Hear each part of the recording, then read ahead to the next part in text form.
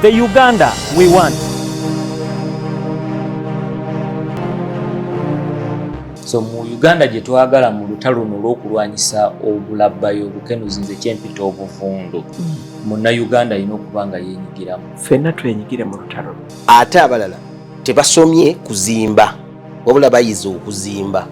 Uganda gye twagala okulaba ng'enguudo zonna nkole nungi, public transport nga weeri. Kati eno gavumenti eriwo erina akabonero ka Lucifer. Buli kyotunulako mu Uganda kiriko oxygen. Either babika amawulire malungi oba mawulire mabi. Minisita teyeetaagisa kabangali budde buno zaaki. At this time, why should somebody import furniture from outside Uganda? Let us leave NRM to be in charge for another 36 years or more. I really want to see a Uganda that believes in the rule of law. If you have a constitution in place, follow it to the letter. Don't change laws just because you want them to favor you. Kuba njagala omanye nti obugagga bwonna Uganda bwe yeeyagaliramu buyita waffe ku ttaka lyaffe. Naye busoga mugidibaze. How can a referral hospital refer you to a private clinic? The Uganda we want buli muntu ateekwa okumanya nti I am a stakeholder, nkwatibwako si kwesuulirayo gwannagamba. Uganda oyinza okukakana nga mwe muyina ba graduates aba university nga bangi okusinga e Bungereza. Mwe mu focusinga nnyo ku degree. Eri bo ba focusinga nnyo nti byensomye mbijjeemu omulimu n'enkola. We are dreaming of a Uganda where at a young age there is such a relationship between parent and son, parent and daughter, where the daughter can say this is what I want. Uganda gye twagala empya tesobola kubeerawo nga tewali mateeka. Amateeka agakola.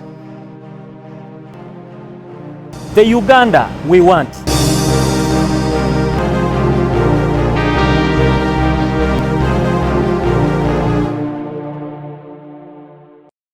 Buterev oli ku Dream TV, BTV Impact FM, kitundu kya kusatu ekya programu eno The Uganda we want nga tusinzidde Kamuzinda ku Mole and Paul schools. Tuli kuwuliriza Uganda abamu ku bali wano abasomesa, abalimi, abatandisi b'amasomero, abasomesa nga bwe nkyogedde, bannamawulire, aboogezi b'ebitongole bali wano basiga ekifaananyi ekya Uganda gye baagala okulaba. And above all mu kino ekitundu ekyokusatu ogenda kuwuliriza ate abalabe Uganda eno okuva mu mwaka gw'62 nga tufunye obwetwaze mpaka we tuli kakati oyo bw'aba ayogera all of these other drums you keep quiet and listen kubanga awali engome ennene namunjolo batoleeta simanya ngalabi simanya ani oyina kudda wali. So naye nga byonna bino bikoleddwa, enteekateeka eno ekoleddwa okulaba nga tufuna Uganda gye twagala okubeeramu. Naye omuntu agenda okwogerako gye tuli in the next few minutes ebyenjigiriza kati ye ataabi yasoma kyekisooka. Omuntu eyasoma n'ayogera ate ku ekyo kye yasoma tekyakola ekyo nakyo kirala. Yasoma education agibaddemu kuviira ddala eno mu early learning, kyetuta early learning education or childhood learning education to primary, secondary naddala mu Uganda ate ne ku university.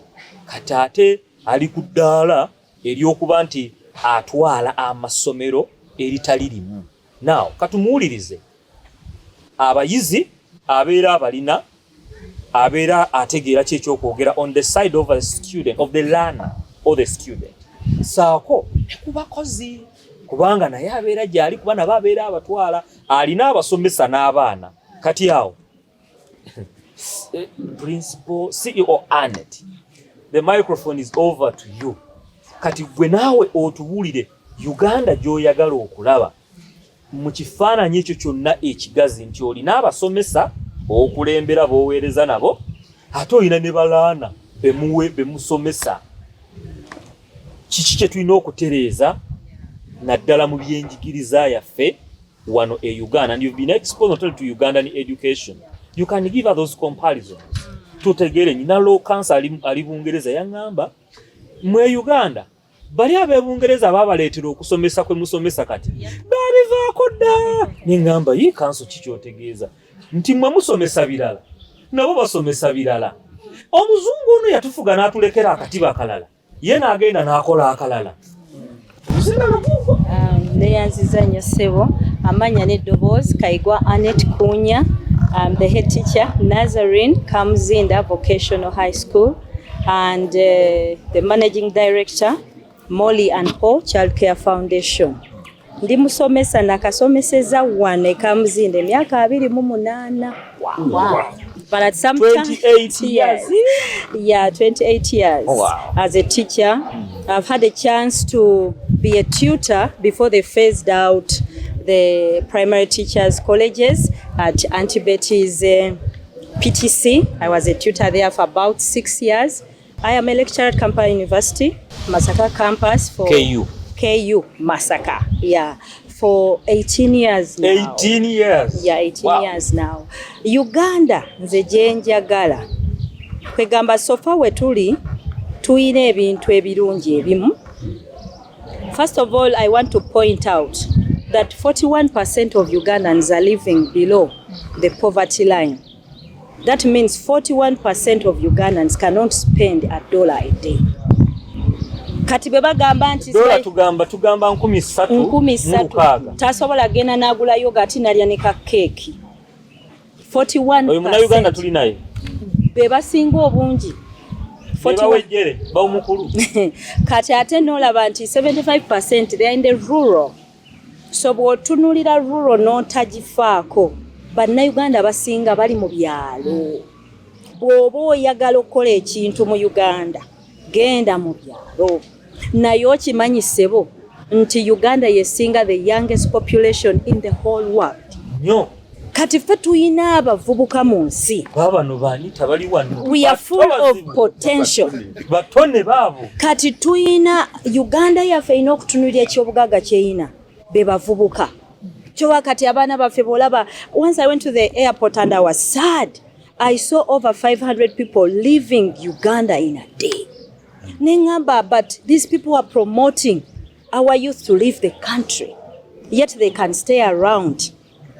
And we benefit. Kwegamba Uganda tuyina okuzuukuka. We are sleeping. We are sleeping. Kale tulinga abazuukuka, lwaki tulinga abazuukuka kubanga njagala kwogera ku new curriculum. Oh, kanenge ekifaananyi kyonsiigidde. Nti yono omuntu n'omugamba tugenda keera ku ssaawa 2. Tulina bye tugenda okukola. Kati Uganda eri ku muntu oyo ng'ogenzeeyo wali ku 2. Omuyite. Nga ekikunta akijjako takijjako. Mwendi mpulira nazuukuse dda naye nga alemedde mu buliri. Kyekyo ekikunta akiteekako ate bw'akijjako ate nze ng'omusomesa njagala ozuukuka ogende mu prep. Tusome tugende ku level ekola ki? Eddako twabayiranga mazzi. Kati Uganda ndowooza bano abeebase twetaaga tugiyiira amazzi ezo. Tuzuukuke. Kubanga kati olaba, I had a chance to go to the UK. Bw'obeera mu Bungereza. For example, nga my fellow head teacher said here. Bungereza bw'ova mu Newcastle, we went to Ecclesia School in Newcastle. Waggulu ngeri standard 100%. Ne tukkirira Bungereza paka Penzance. Wansi ne tugenda mu Humphrey Davy. Nga essomero nga bwe wabadde eri. Nga neno wansi. Mu kaalo kaabwe n'akaalo eyo gye twagenda bali tebalabanga na kubaddugafu. Nga they have never seen a black person. Era nga tuli awo nga bwe wenyenyamu ng'akaana keekangamu nga kagamba WhatsApp this person. Waliwo omwana eyajja bw'ati mpola. N'akwatako ku siki. N'akwatako. Alaba oba bulaka naye agenda nayo. Yeah, but imagine such a primitive community having the same quality. Now, wabadde Masaka wajje Kamzinda. Did you see the differences as you leave Kampala and you come through? The houses begin to change. The shops begin to change, and so are the schools. And that is sad. Kankusese, twatuuse mu kibuga e Masaka. Sawa zabadde obanya. Benabadde nabo kuruje kyentambula nayo. Negamba niba nani. Bano babaaki. Zine sawa bagaddewo sawa ziri bagaddewo amaduuka. Kati yeyo inequality gye twogeddeko eri mu ggwanga ate emaliriza ng'egenze mu ssomero kati bwona okwata line ekkubo ne weeyongera eri eddimu ku Lake Victoria, you are going to find children in schools seated on the floor writing with sticks. Kyokka tuyina a minister of education and we have all those secretariats. We have people who are getting a big salary and you know they are seated there. Omanyi kanzeyo kati ne mabega CEO OMD. We don't only have the Minister of Education. Yeah, we actually have ministers of education. There's a minister in charge of higher education. Right. There's a minister in charge of primary education. And walo naba tertiary. Tulina le minister omulamba. Owa education yonneyo n'ebyemizannyo. Kwegamba kiri sad nti abantu abo bonna gye bali, but these things are still happening at the grassroots. They need to come down to the grassroots because the biggest population of Uganda is in the villages. The cities are looking so colorful. The schools are so nice. When I went on a teacher exchange program in the UK to teach, I failed to teach. Nsomesa biology chemistry. Nayingiranga mu lab nga buli kyoyogerako baana bakiraba. Nga bambadde ne gagozi kati nange naleta gagozi wano. Abaana ne bagamba kati kankunyumize. Bwe bayambala gagozi kirasi yonna ne batandika kufuluma buki? Bufulumi kirasi. Nga anti kati Uganda gagozi mu lab wazirabawa. Natulaba nange laba nzuno ndi mu program namba ndi kubuuza gagozi. Kati kyemba ntino abantu bali abali wagulu basaana baveeyo. Let them calm down. Let them implement. I want to thank God. Nze ndi musabi. I thank Impact FM. Ndi musabi mberako n'ensaba nabo. Nakomawo Uganda n'ensaba nga Mukama. Let there be a breakthrough for the education system of Uganda. And one day I saw the new curriculum. Ya senior wanu mpaka senior kati kati eyo nno nasanyuka kubanga nze yena chance ebungereza okubeerayo nga nsomesa. Weewaawo saasomesa bulungi nga nina defect. Kubanga gye wava tebakutenga. Tebyali ate n'ennaku yankwata. Ng'oyingira nga buli kimu weekiri n'entula n'engamba ne Uganda tulagawa. No, wayingira mu classroom oba mu lab. And I failed. Buli kimu nga weekiri nenga tomanyi kikozesa. Nedda. Kwegamba nafunire I was emotionally broken down. You're overwhelmed. I was overwhelmed. Yes. That is the right word. And even when I saw the students doing the reactions in organic chemistry, I thought they are very intelligent. Nengamba wow, A-level awo nga ndi ku Truro College bakola bino. Abaana baffe kamuzinda A-level chemistry bakisobola. Nengamba tulaga watuli bubi. Bwe nalaba the equation abaana nga bagisobola abaffe naye resource. Omwana okufulumiza wali olabenga ebye nalinda bali bitokota. Nengamba ani anatununula. Kati wodira equation tugeze nti H2 plus O2 basi zinozigatta amazi ne gatonne gatonye abisobolo biwandiko waffe wano nti hydrogen huyo omufunye naye wano era kati gwe wasoma mwesi wano preparation of hydrogen. Have you ever prepared it? Theoretically you can. I can prepare it. Kati yoli kye yagambye mpa kati kibuuzo nze preparing kati we need a holistic plan. Nitrating we hydro chloric acid oba hydrogen gas. Okiraba kati kwegamba nenda bwe twafuna new curriculum. I saw that was a big blessing. I said I'm a lecturer. When you are lecturing, wofuna abaana abava deep eyo mu byalo mwatu oyogera ekintu n'akutunuulira bw'ati ayinza n'okusanga at the end of the lecture and says, Madam, what are you talking about? Nze ekyo nga saakisoma kyokka naye yatula A-level. Kati omwana oyo bw'aba yayita at that level nga talina na practical. That means if abaana baba bagezi naye abaana bano tebabadde equipped. They don't have the same resources. So we are saying Uganda gye twagala Uganda tunula azukuka. Oyina abavubuka bangi. They are full of potential. Omwana atugambye wali bali ku TikTok. Era nga bw'okiwulira TikTok. Kwegamba they are not guided. We need the people to sit and program and say let us do this to help our youth. Abana abasomye abatalina mirimu. Let us do this. Today eri wansi tukole ekintu kino amasomero gano kati kankule new curriculum eno nungi era walaba last year abaana basinga bayita mu result 1. Some people even didn't get the point. They said, I have a first grade, and it wasn't first grade, it was result 1, which simply means you have passed to go on. Yeah. It doesn't mean you have excelled. Era musanga mu result 1 nga ina didi zisimbye line. Kyokka naye ali mu result what? 1. Kati bakugamba omwana afuneko computer experience. How many computers do you have at school?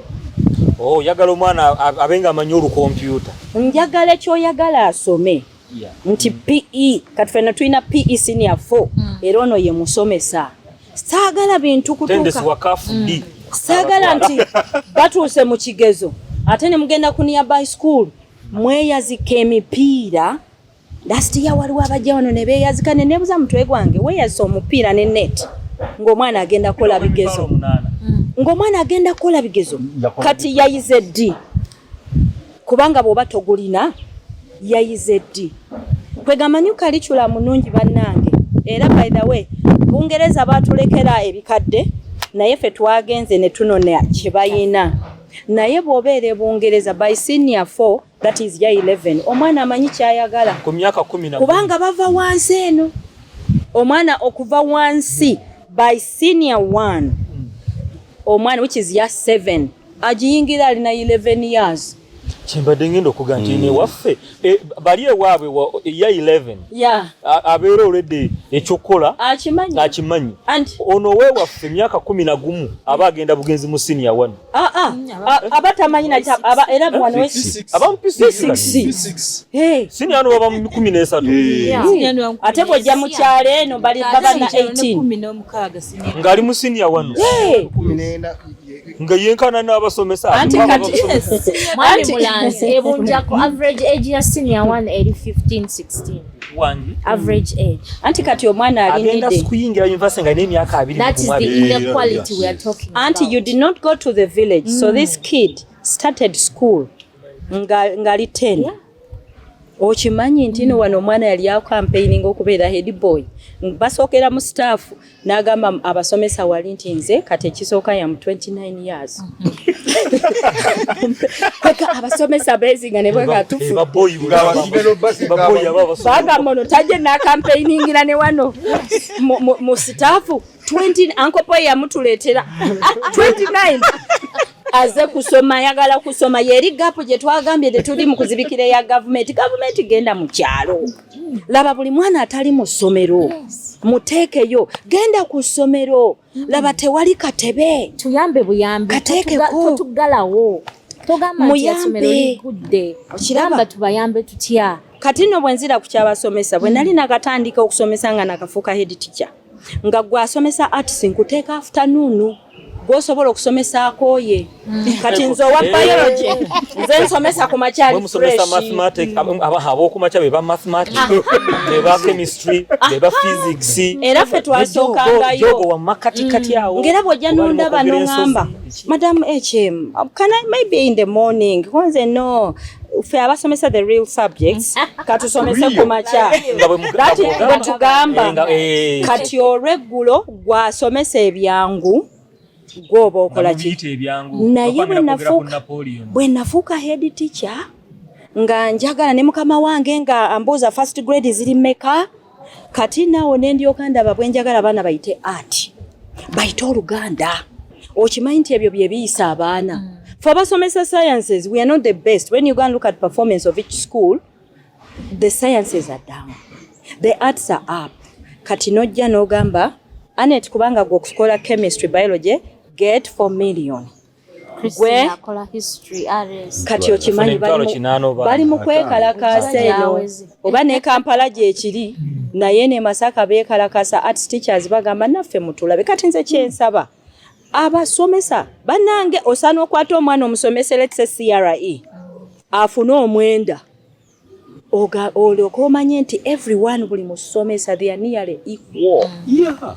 so all of them need to be catered kubanga ono wa science bw'omuwa miliyoni kikujjako ki okubagabanya buli omu n'omuwa yes bonna bebamu abaana they sit in the same class. Me, I am a scientist, but as a leader and an administrator and a head teacher, I think if you motivate the art teachers, you are even going to get more results. Science is going to take your sentence. Just say that for me again. I want the president of this country to hear that and say it in English because he understands English. He went to Tanzania. He studied political science. Yeah. He knows English. Yeah. I want you to just to highlight this to our dear president and other leaders, but the president mainly, that all teachers are doing a good job. Be it those who are teaching sciences or those who are teaching arts. I speak this in a capacity as a head teacher. I've been a head teacher for about 17 years. I am a lecturer and a teacher in the classroom teaching. I teach biology and chemistry, and I'll jump high if I got the 4 million. I'm in private, I don't get the 4 million. It has even to come to the private somehow because we are filling the gap for the government. But even the arts teachers, it is not easy to teach those students who are doing arts also. And because Uganda has a big population of the youth, we lack skills. Our country will go to a higher level economically if we increase the skills. But not all of those skills are under sciences. Most of them are in humanities. Yeah. And actually, if you put more money in the humanities, you are now, me as a head teacher, I have to promote the arts and I get better results. But if you only promote sciences will come up but a little bit. If you want more results, also promote the arts. Also pay the teachers, the arts, but not only the science. And even when you look at numbers, there are less sciences as compared to arts. If you count the subjects, physics, chemistry, biology, and then you count the others. So there are so many people you are leaving out. So there's no fairness. No fairness, and there will be no more, we shall not move ahead. Yeah, it's going to be like a story our dear doctor has said. If you are up and you are near the mangoes, make sure, how do I get these mangoes down to where the people are? Because when I get where the population is, that is where more effect is going to be felt. Because if you are up there and you are having all these salaries, you select every month, you go to the schools. And when you go to the schools, don't come to threaten. To criticize. We are working together. Yes, come and support me. Come and ask me. Don't come and say, why isn't the toilet clean? Come and see, why don't the students have learners' books? Yes. In the new curriculum, each learner must have a book. Yes. But how many schools can afford a learner's book? For us here, actually, someone had to die for us to have learner's book. When someone died in the UK, they said we are donating all the money at the funeral to Molan Po. Someone had to die. Someone died, and then we got the books for African children. Abantu abali eyo tolinda abantu kufa. Bwoba going to making that decision, better make it when you still have the chance. Ate nyine ekintu no kyengenda njiga. Oyinza okusalirawo kati nze nsomeseza wano ku bantu abamu. For example, when natandika okusomesa, ono head teacher munange yali mu senior 6. That means namusomesaako. Okimanyi nti osomesa omwana, ono namusomesa from S1.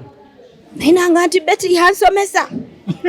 Kati boyogerako oli amaze 35 years in education, me 28. Ndi practical. Yeah. Ndi practical. Kamera mandaga oli wa Auntie Betty Uncle Po yasomesa Auntie Betty. Uncle Po yasomesa. Tandikira wano. Mpola mpola. Njagala bali ku kamera balabe. Uncle Po na Seba. Ono. Bana ababiri. Basomesa oli Uncle George Sebata. Yes. Ne Uncle Po waswa. Basomesa Nalongo Betty oyo kati Nalongo Betty nansomesa era yeyandetera ogenda mu doctorate Uncle Po yansindika nga mpita professor nga sinatuuka prophetically naye olina ngamba lana kino ojo kati oyo yansomesa bwamala okusomesa kati nze nensomesa ono kati no naye head teacher yayogeddeko ddala nomala ono naye namusomesa from S1 kati wakamala myaka emeka musomesa kati mwenda wakamala emeka 16 nze nakamala 28 okiraba kati 35 example kijje nkuwa 52 kati olaba nti ffenna tutudde wamu bwe tuti kati bw'osalawo obubi where you think you are going to be in that seat forever you think you are going to be the person making the decisions but remember after 10 or 20 years you are going to go out of that seat and get someone you did not plan well for. Someone you did not show the way. Ate omugambe tuula katebe naye nga n'okumusomesa tewamukola ki? Kati kyenva ngamba abatusalirawo kati nti salawo bulungi kubanga tomanya ni gwosalirawo. Oyinza n'okuba weesalirawo ku lulu. Abazzukulu b'osalirawo. Ng'omuzzukulu talisobola kufuna ssente kuba tewamusikiringa. Gwe walina okusalawo kubanga olaba as a lecturer. Tosobola kuddira muntu wa kindagati. N'omuteeka n'asoma mu klasi y'emu ne bana abasomesa secondary. The methods of teaching are not the what? Very different. Are not the same. Kubanga abaana be bahandlinga sibe baki sibe bamu. Kati oli muleke yasomye ebibye kubanga abaana balabirira bebo beetaaga. Kati ate noono omwawule kati batugamba supervise that student in research. Naye omwana bambi owa early childhood education no supervising no what degree ensobi genda baba batadde waki one because they are trying to implement a policy and you know what there are some policies we rush to implement and there are those we don't even care to implement. If you say every student needs a learner's book, make sure once in a while give out batandika nze no nagendako paka ku the head in new curriculum manya curriculum development center the lady at the top era nange nagenda kulanga obutabo bujjanga nange nfunayo kamu bubiri nga wali ku Masaka seke tubunona ne kati sikyafuna ne mu baana banaku I am feeling a gap for the country okiraba so for that reason the new curriculum it is a good thing very good kigenda tutwala wetwagala naye bwe tuta implementing ne tukirekawo buki bulesi we are going to go back and we shall be in the same spot we shall have the same problem nga twetololera abaana tubalina babere ku TikTok misled because the people who are seated there are not coming down to see tukoleki let them come and help abana bano bakuliye emiyembe bakirire najjo oba bayiye emiyembe giri gituuka watya nga bwe maliriza njagala kubuuza sebo oba wali olabe ku TikTok agamasomero ge bateekako ng'abaana batudde mu ttaka nga bonna essomero ddanga lyonna liri mu biveera ne tulaba ne kibeerako n'otalaba naye omuntu azeeyo nti oba member of parliament what is happening don't we care for our own I think Uganda needs more than a transition tulina okuddamu okwagala eggwanga lyaffe n'abaana baffe n'okumanya nti nze Anet ntudde wano but 10 years or 20 or 50 years from now I might not have the ability. Kati nze na byensomesa I teach ballet dance.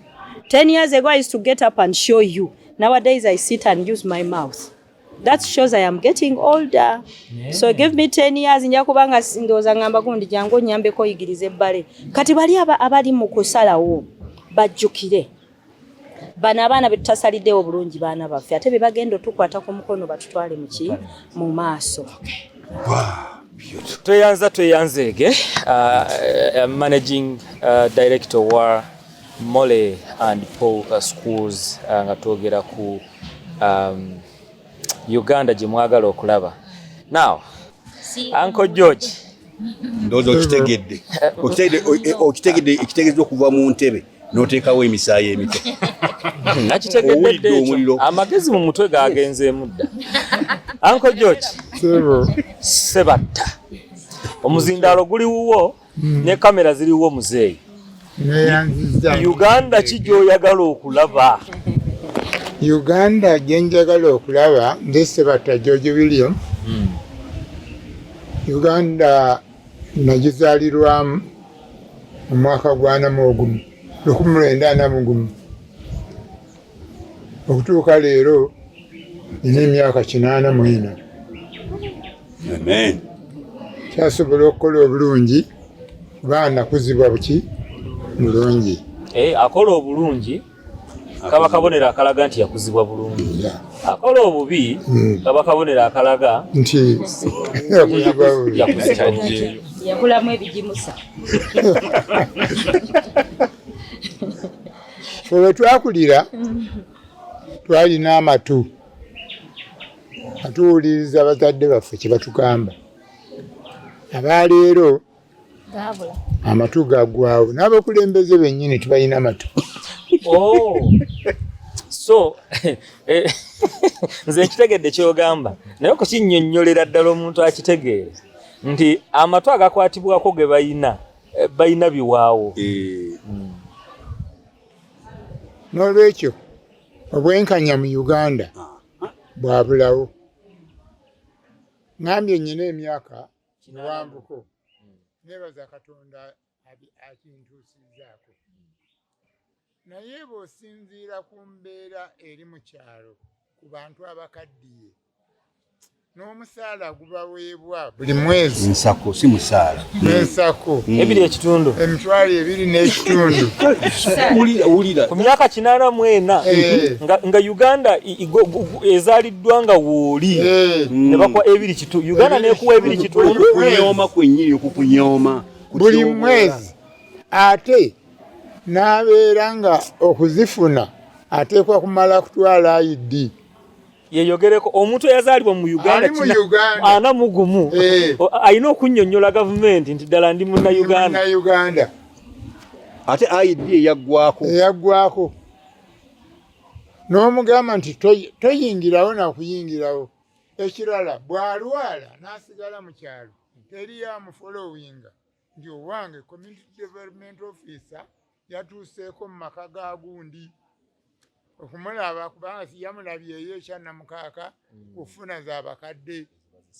Ate kubanga ate temuli bangi temubeera bangi kati lwaki vi ekityo n'akaluubirirwa okuddala okulaba abalambula. Ate sebe nga kikyali awo nkutte endaga muntu eno ogiraba zonna zaaweddeko mwena abali wano zaaweddeko. Gavumenti yagambye nti tuzizze bupya ne bagamba tugoyinge online. Bwogenda online ze nagenzeeyo bw'ozijjuza ate bwogenda wali bakuga nti genda ate baddamu ne bazijjuza kati akavuyaako. Kakati nga muzeeyi wange ono gw'olaba anaagijjuza atya online. Myaka 84 Yoli ali wali eyeebase naye agyetaaga. Kati ani amujjidde mu maka ge omugambye ID yo eyagala kuzza bupya jimpe njikukolereko ku kyalo kuli service. Kakati kyagamba ono muzeeyi omwana oli yakyogeddeko wifi.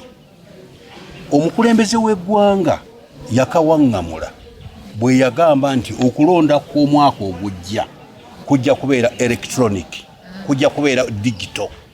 Ekitegeeza nti omuntu wateekwa okubaawo ebyuma omuntu kwajja okuteeka bw'ati kimumanye nti mu register mwali. Abantu bano bonna tebakimanyi. Kakati kitegeeza nti akalulu k'omwaka ogujja kalina obuzibu already kubanga tewaliwo wifi mu ggwanga. Rwanda egirina mu ggwanga lyonna. Rwanda one esobola okukikola. Naye kati oba tolina wifi mu Uganda yonna tolina bw'ogamba nti ogenda kukola akalu akali digital ako omaze okukoonoona ku first level kyembadde nnyongerako ono kyabadde agamba. Obwenkanya bwandizze nga gavumenti efaayo ku bantu baayo bonna.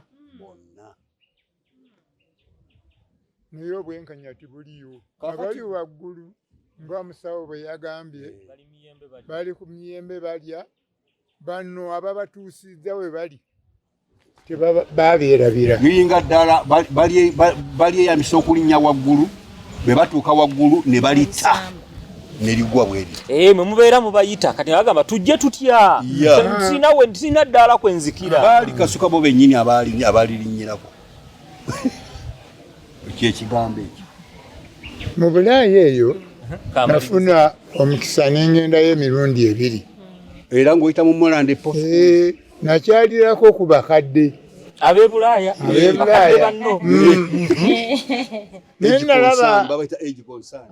nalaba embeera zaabwe n'ensula yaabwe yanjawulo nnyo n'eyaffe.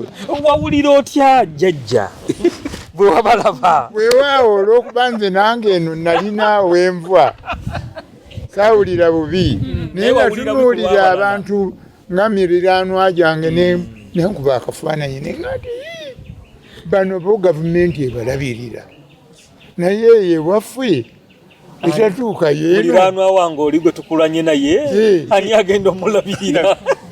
gwe kankusese omuzeeyo no bwe yakomawo yava Liverpool yajja n'anyumya bana bawangudde Premier League never walk alone era ndi member wa Liverpool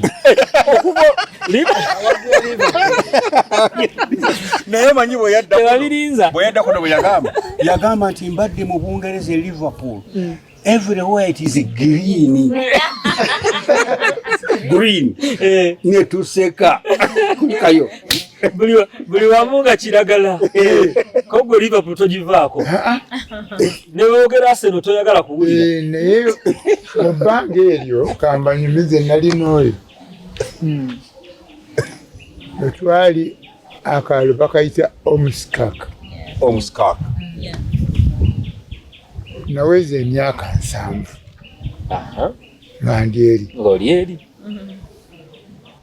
baakirabanga ekyewuunyo ow'emyaka 7 okuva e Uganda agenda eri yennagiweereza era bankolera pate nga y'amaanyi bakulanga omuzira yasoma Uganda mmedo twandigisitule ne tuyikuwa bagamba obwenkanya mu Uganda tubwagala twagala obwenkanya abantu gavumenti emanya abantu baayo mpulira nti waliwo minisita w'abakadde naye n'amanya situgamanyi minisita naye nga oli eno mukyalo n'amanya togakola ki togamanyi emitwalo 2 ogyogerako ki gye babawa buli mwezi agikutulemu bagyongereko gituke nga wa akole break down tulabe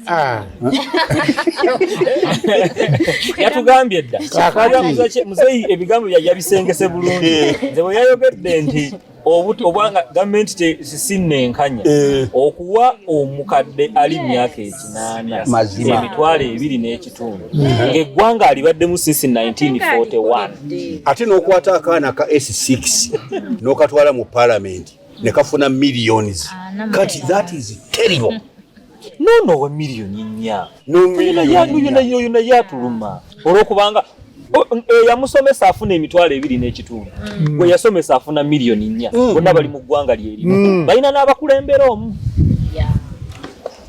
ali Uganda esaana okweddamu embeera bagitunuulire nga waliwo equality ate era nga beddamu omuzinda era guliwo kati beddamu bebakuwadde ogumpadde webali nnyo okujja wano mwebala okujja okutukyalira kubanga muwulidde ebirowoozo by'abantu abakadde abavubuka baprofessional bahaaji technicals naffe kati nga nze ndi mujaasi nabeera mu Uganda Army ne Uganda Air Force emyaka mingi tetusasulwanga ssente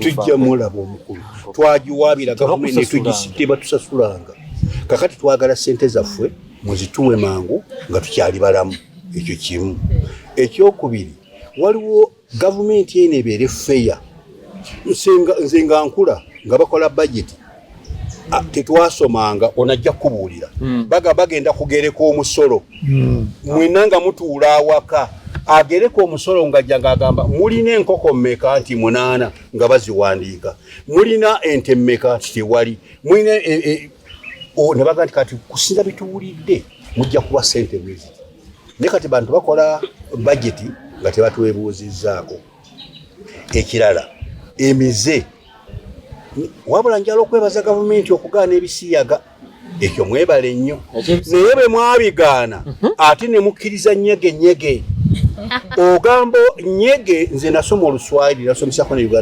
Uganda wali onsomesa naye simanyi ekigambo nyege kya luswayiri kitegeeza obuswandi ensolo ensajja bwewulira ng'erabye enkazi enkola yambwa eyo gye bayita ennyege kati bw'okkiriza nyege kibeere ejjinja wano abaana baffe abavubuka bagendeyo ekyo tukigaanye eyo si Uganda gye twagala nga bwe twagaana ebisiyaga tugaanye nyege ekirala mwogedde ku polisi nyabo kati mwe mugira sex education egyetya mu masomero ani asomesa sex education mu masomero bagikyusiza erinnya